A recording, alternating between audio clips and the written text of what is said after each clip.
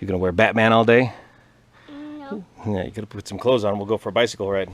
So to me, one of the funnest aspects of adventure riding is planning for your next adventure. And today I want to talk about a little bit of the process that I go through prior to a long adventure and discuss some of the new maps that are available on the market today.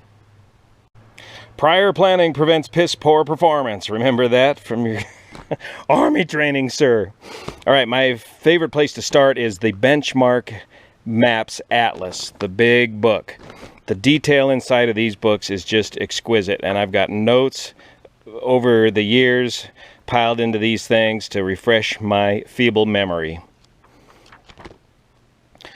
When you go to marking these charts up, be careful. You can mark them up with a yellow highlighter, but they may, well, they don't bleed through with yellow. But if you switch to an orange highlighter, you're going to ruin your Benchmark Atlas, as orange highlighter bleeds right through the pages.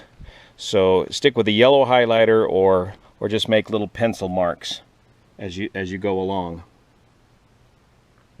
Individual national forest maps offer a wealth of detailed information, but can quickly add up in weight and cost as well, and may offer almost more detail than you actually need.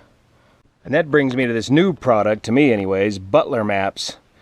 Specifically designed maps for motorcycle riding. If you order enough of them, you get a handy Wolfman case. Now here's something you can actually carry with you easily on the motorcycle and not trash the maps. The maps themselves are good heavy-duty texture and water-resistant or waterproof, much like the more expensive Forest Service maps. But you get a one-state big picture overview on one page, and then you get these great little breakdowns of individual interesting points of interest, and these look to me to be exact copies of benchmark quality scale and detail maps.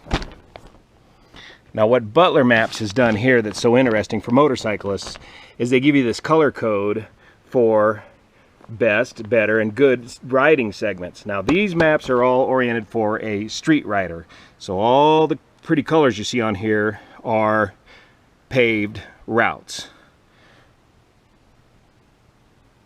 Gold being the best, red being better, and then the orange being good segments. So just a quick overview of this map. You can quickly and easily plan a trip using this data.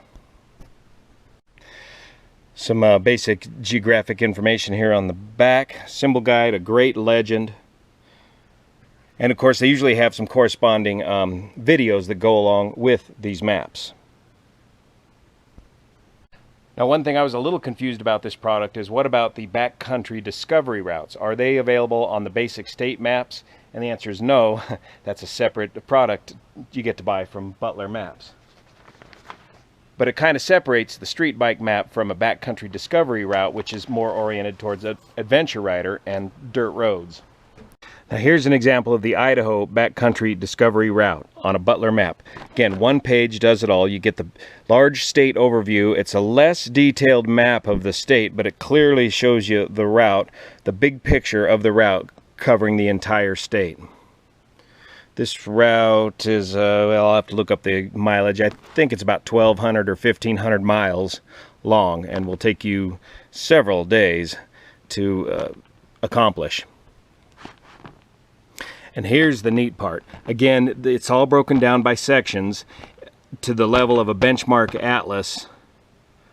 Your exact route in great detail. Plus some great information as to where to get gas, what to look for, what are some neat points of interest to go check out in this particular section. And again, these backcountry discovery routes also have accompanying CDs you can buy, some great high quality video showing, well, the adventure itself, the whole adventure. On the back of the map are the continuing sections. There's looks like 14 sections total. Gets you all the way from Utah up to the Canadian border. Some basic travel information here. And some information about backcountry discovery routes and their sponsors. Who are they? It's a group of folks, a non-profit organization that are working hard to keep motorcycle riding accessible to motorcyclists. Motorized routes open that actually connect all the way through so you can get to places. And another good legend, the yellow is the main backcountry discovery route and the orange is the alternate route. And if it's a difficult route, he'll tell you right there on the chart. And these again are designed for large adventure bikes, just easy dirt roads, but thousands of twisties. I read a couple of trip reports on this and it's a bit of work. A couple of notes about the Garmin 62 GPS. A lot of folks have moved on to the Montana GPS for the larger screen size, greater visibility. I'm still enjoying this GPS, but you got to get the 24K topo maps for the area that you're going to be riding in order to really utilize all the aspects of this GPS properly, especially routing. You got to have the 24K topo maps on board to properly route on the fly using the 62S Garmin GPS. You can get these on sale at Cabela's or various places for fairly inexpensively. And a 24K topo map in the GPS will give you a level of detail about equivalent to a National Forest map with all the topography information you need.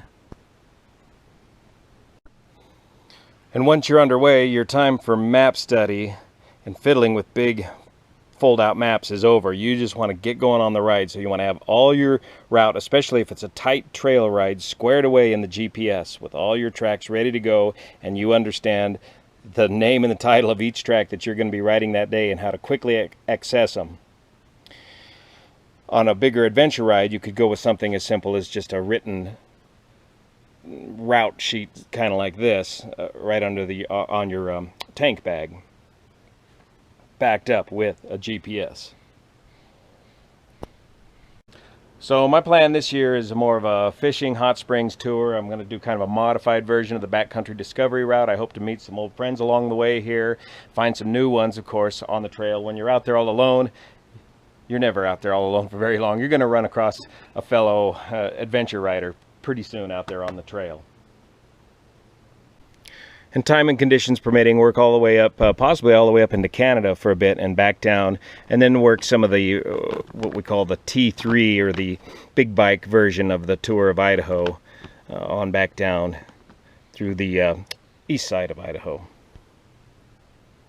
We'll be testing out some new fairly lightweight gear in the process and hopefully get a little fishing in along the way. And we're going to try all this on the new Honda CB500X. Rally Raid Stage 3 conversion.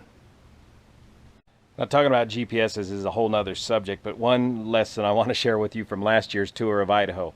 If you are riding, if you are not solo, if you're riding with one or more riders and you're following GPS tracks, get the GPS that can share wirelessly. At the beginning of each day, get the tracks that you're going to ride for that day and share one set of master tracks with every other rider in the group.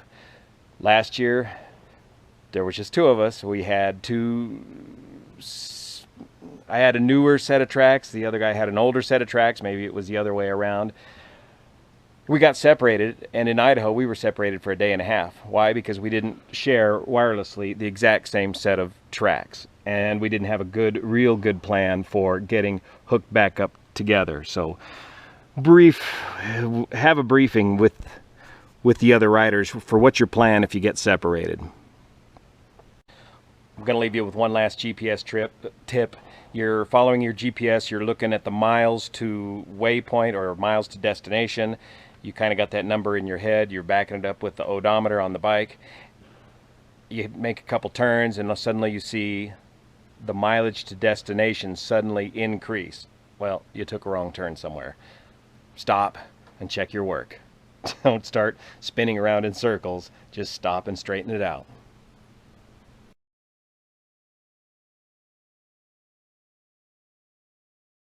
And watch this vlog when I get my clothes on. School can't start soon enough.